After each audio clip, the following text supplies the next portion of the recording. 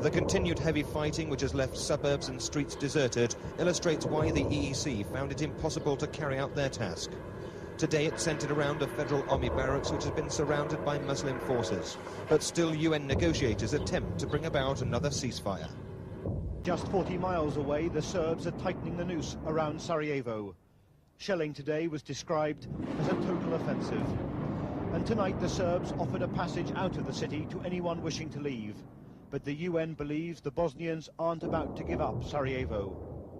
A lull in the fighting allows time to bury the dead and scavenge for food. The UN says with no aid getting into the city, it's on the brink of a serious epidemic. Perhaps out of exhaustion from some of the most savage fighting of the Bosnian civil war yesterday, the two sides today scaled down their attacks on each other's positions around Sarajevo.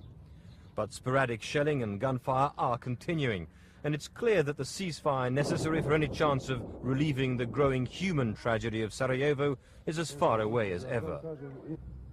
The joint Muslim-Croatian troops of the Bosnian Defence Forces are holding on.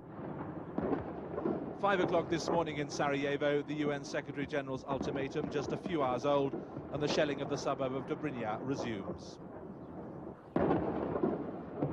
Buildings closer to the city centre were hit too, but most of the fighting was around Dobrinja. Anti-aircraft fire was used in this morning's battle, these shells exploding in the air above the suburb.